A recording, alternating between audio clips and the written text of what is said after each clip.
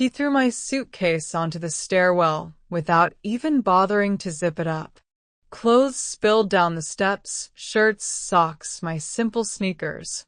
He stood in the doorway with his hands on his hips, like a boss, like a judge. His voice was ice cold. You bring nothing. You only spend. Freeloader.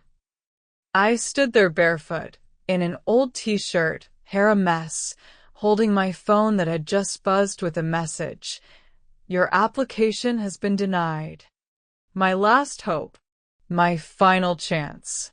He knew I lost my job a week ago. Knew I'd been searching, calling, sending out resumes. But he didn't care. He didn't want to hear about the economy, about the job market, about sleepless nights. He wanted stability, his own.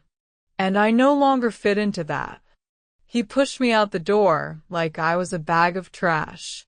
Told me never to come back. That he wouldn't save me anymore. I didn't say a word. Just bent down and started gathering my things back into the suitcase. Quietly. Because he didn't know the most important thing. I wasn't saving myself. I'd already been saved. I just never told him. Never yelled. Never begged. Because during all those years he spent convincing me I was worthless, I was saving. Quietly. Stubbornly. Methodically. He thought I was living off him, but I was stashing away every little bit.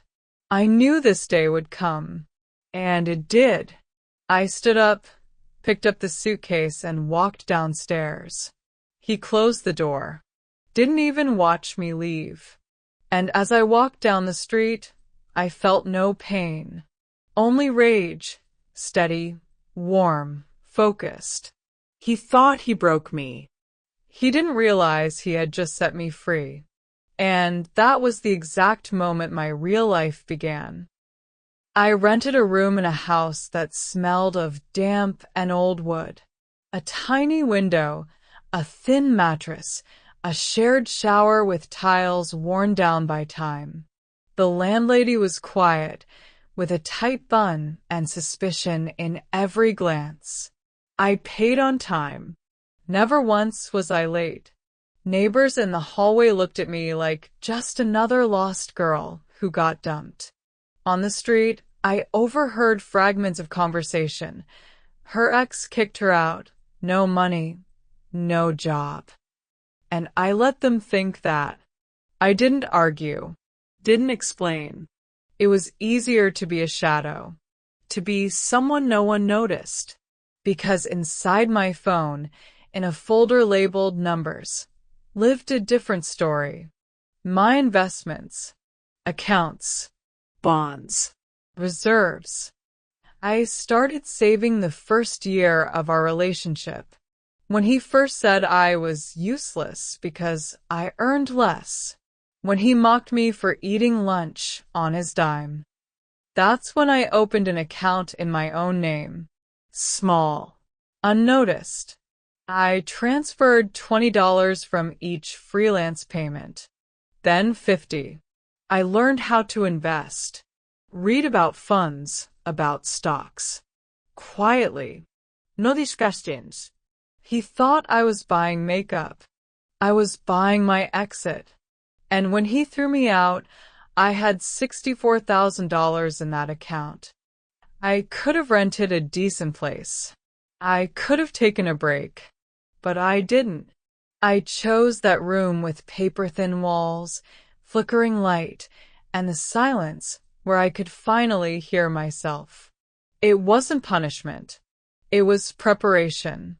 I read, built the website, drafted a structure. I walked through the park during the day with a notebook, drank cheap tea at night, and did the math. I didn't want to just survive. I wanted to rise. But not for them. For me. While the world thought I'd hit rock bottom, I was only holding my breath. Because I knew when I came up, it would be high. And without warning. He never hit me. Never raised his voice. He just looked. long, piercing, in a way that made me feel guilty on my own. He didn't forbid things. He just said they were silly, that I was embarrassing myself, that I wasn't ready yet. So I backed out. Of courses, of meeting friends, of making plans, because I knew what would follow. Thin sarcasm, silence, withdrawal. I thought it was just his personality. I thought love meant adapting. And every time he said I was too sensitive, I apologized. And when I took side gigs on the weekends and he'd scoff that it was a pathetic little paycheck, I'd laugh it off to not seem hurt. He picked what we watched, where we went, who we spent time with. I told myself, it's temporary. Things will change. I just need to be patient. But then he started tracking my spending, commenting when I bought new sneakers, saying, spending my money again. And I nodded, even though I was working, even though I bought groceries, even though I paid for the internet. But none of that mattered by his scale. I shrank, slowly, became smaller, turned into an almost good, almost worthy, almost enough. And when he finally kicked me out, I thought I'd feel lighter. But I didn't, because his voice was still in my head, his phrases, his gaze. I'd wake up at night remembering him saying, without me, you're nothing. And I was terrified he was right, until one day I looked in the mirror and saw I survived. Without him. And not just survived, I became myself, not the one trying to earn love, the one who just is. And that was enough. I stopped calling it love. I called it what it was, dependency. And for the first time, it felt like I could breathe. I rented a small space in a shopping center on the edge of town. White walls, dusty ceiling, one chair, and a table that wobbled if you leaned on it. I signed the lease with a shaking hand, not from fear, from disbelief that this was real. For the first time, I was opening something that was truly mine, not in someone else's name, not with permission. Mine. I sat there in the empty room and thought, he'd call this stupid, say no one will come, that I'm wasting money again. But his voice was far away now, and the silence around me, that was the kind of silence where you can begin. I bought a cheap laptop, registered a business name, set up online orders. I wasn't waiting for a crowd. I didn't dream of a boom. I just worked. My first clients were friends of friends. One ordered design work, another packaging. Someone else asked for consulting. I did everything. Myself. Accounting, website, customer service, packaging. Sometimes through the night, sometimes with no strength left. But every payment wasn't just money. It was proof you're not worthless. You can. That first month, I made $3,000. The second, $5,000. By month 3, I'd covered rent and transferred a chunk back to the account. The same one. My freedom fund. I didn't tell anyone.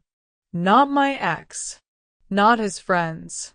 Not the ones who used to whisper behind my back. I didn't need validation. I wasn't building a business to prove anything. I was building it so that every morning I could wake up knowing my tomorrow depends on me, not on someone who could slam a door and decide I no longer fit. One ordered design work, another packaging. Someone else asked for consulting. I did everything. Myself. Accounting, website, customer service, packaging. Sometimes through the night, sometimes with no strength left. But every payment wasn't just money. It was proof you're not worthless. You can. That first month, I made 3,000. The second, 5. By month 3, I'd covered rent and transferred a chunk back to the account. The same one. My freedom fund. I didn't tell anyone. Not my ex. Not his friends. Not the ones who used to whisper behind my back. I didn't need validation. I wasn't building a business to prove anything. I was building it so that every morning I could wake up knowing my tomorrow depends on me, not on someone who could slam a door and decide I no longer fit. I updated my LinkedIn profile. A new photo, simple, unedited. In the description, founder, consultant, speaker. Not to impress anyone, just to call things by their names. I posted for the first time. No drama, just the story, how I started from zero. It took off. Thousands of views, comments, follows. People wrote that they were inspired, that they saw themselves in my words, that they finally felt another way was possible. I started an Instagram account. Quiet. Light. No blows. Just real life. Morning coffee on the steps. My desk. Screenshots of sales. Notebook pages. Captions without filters. Learning to let go. Tired today, but still moving. That was my way of being. Not loud, but seen. Soft, yet certain. A month later, I saw a like on one of the posts. From him. Same old name. Same old account. He'd liked a photo of me standing in my office, holding a mug. The caption read, Friday. My rules. I stared at that like, as if a hand from the past had reached through the glass. Then came the message. You're amazing. I'm glad it all worked out for you. I read it. Closed it. Didn't reply. It wasn't revenge. I just didn't have the time or the need to go back. The next day, he messaged again. Warmer this time. Longer. He asked to meet. And I realized he hadn't changed. He just saw that I wasn't at the bottom anymore. And that's what drew him in. Not me. The fact that I was no longer under his heel. I didn't respond. I just kept moving forward, silently. Because when you climb up on your own, you don't waste your altitude throwing stones back down. We met at a cafe, his idea. The same one where we used to share breakfasts. Where he'd sit while I paid the bill, pretending not to notice. This time, he arrived first. Smiling. Polite, attentive. Ordered coffee for me too, like before. He said he missed me. That he'd been thinking a lot. That maybe he was too harsh, too rough. He didn't say I'm sorry. He said maybe. As if guilt were something optional. He asked how I was. Said he'd seen how well I was doing. That he was proud. That I was impressive. I nodded. Listened. Watched how he moved his cup. How he smiled at the moments where he used to sneer. I saw it clearly. He hadn't realized anything. He had just adapted. He thought that if he was sweet enough, things would go back to how they were. That I was still the girl who apologized. Who accepted less. But I was someone else now. I looked at him and felt no anger. Only exhaustion. Like after watching an old TV show you once believed in, but now you see the plot is weak, the acting overdone, and there's no real ending. He said he missed us. That he wanted to start over. That maybe we could do it differently this time. and I just held my cup and stayed silent because there was no us in my life anymore. There was me. There was now. There was never again. And I didn't say it out loud. I just smiled, politely, without tension, like closing a book, because the story had been read, and it no longer belonged on my shelf. He insisted on another meeting, said he wanted to end things properly. I agreed, not out of politeness, out of peace. I no longer needed to avoid anything. I wasn't hiding anymore. We met in the park. He wore a new coat. His hair was a little longer than before. He looked softer, like someone who'd learned how to smile without clenching his teeth. He said he'd been remembering a lot, thinking about me, that things weren't perfect for him now either, that maybe we had to go through all of it to get a second chance. I listened for a long time, quietly, and then I said, you were right. Back then, I really didn't fit into your system. I wasn't perfect. I did lose my job. I was tired. I failed at things. But here's the thing. You treated me like I was the problem. I wasn't. I was a person next to you, with hope, with faith, with plans. And you erased me, silently, as if love was a service, and you were done offering it. He went pale, tried to say something about emotions, about fear, about how he didn't know I had savings. I laughed, because it didn't matter. Money isn't protection from betrayal, and it's not a reason for it either. I said, it's not that you threw me out. It's that you were sure I wouldn't get back up, wouldn't rise, wouldn't remember who I was. But I did, without yelling, without revenge, without you. He went quiet, then reached out to hug me. I took a step back and walked away, not fast, not proud, just steady, because there was nothing left to explain, nothing left to be understood. I had spoken. I had been heard. I closed the door, not behind him, behind the version of me who once lived by his rules. One evening, I was sitting by the window when I noticed something, silence in my head. No background anxiety. No mental rehearsals of conversations that would never happen. Just silence. And in that silence, I realized I'm no longer waiting. Not for approval. Not for explanations. Not for apologies. I no longer shape my life as proof. I don't want him to regret. I don't need anyone to be amazed. I just live.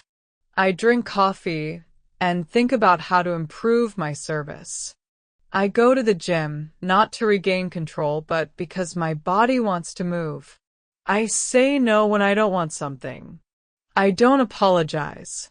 I don't explain. My boundaries aren't hard now. They're calm. I don't check social media. I don't follow him. I don't wonder what he's doing. Not because I don't care, but because I'm enough. My income has grown. My business is stable. People reach out, ask for advice, recommend me to others. And every time I send an invoice or receive feedback, I think, you did this.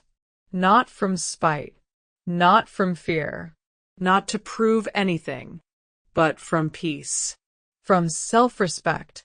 My goals are no longer about escape. They're about direction. I'm not running from the past anymore. I'm walking toward myself, toward the woman who had always been there, waiting for me to stop begging for love and finally choose to live. I have an office now, bright, with floor-to-ceiling windows. On the wall, a board filled with notes, meetings, ideas, goals. On the shelf, books I used to be afraid to read because he said, "That's loser nonsense." Now they're my compass. Women come in. Client. Women who also started from nothing, who were told they'd never become anyone, who are scared to take the first step. I don't teach them. I just share my story, my foundation, the answers I found inside myself. We talk, and I see in their eyes what I once saw in mine: desire. Not for validation, not for revenge, for possibility, to exist. And that's everything. I run a blog. I give talks.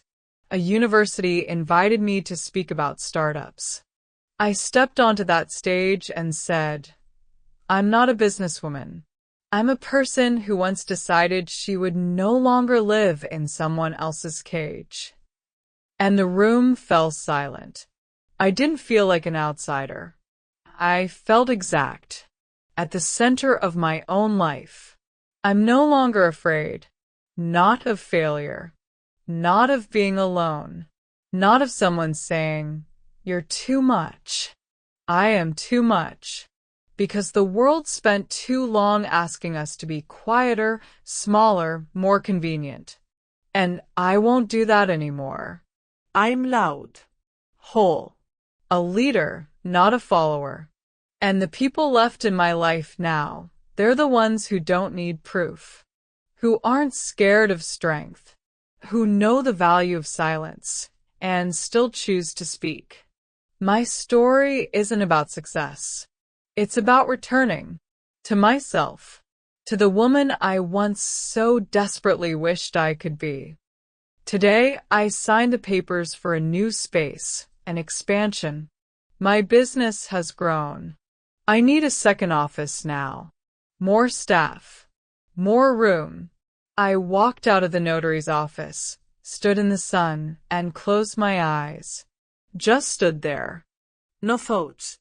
No plans. Because that moment, that was it. Not a climax. Not a peak. Just a steady point where you know you're already home.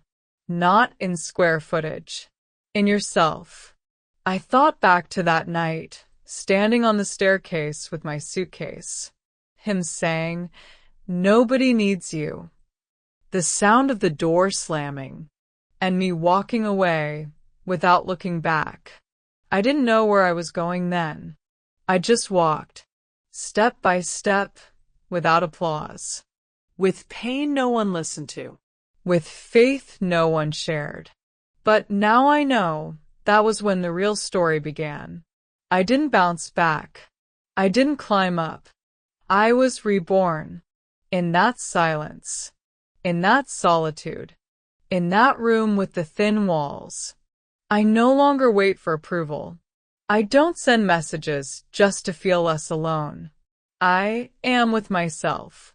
And that's a complete feeling. I talk to women who are just starting out. I see in their eyes what once burned in mine. What if it works? And I tell them, it's not a what if. It will. Because when you choose yourself, you stop being second. You become first, at least to yourself. If you're reading this, it means you're searching too. For your voice, your path, your key to the doors that were once slammed shut in your face. Stay with me. Follow this channel to hear more stories like this. Because we're not here to survive. We're here to live. Loudly. Freely. On our own terms.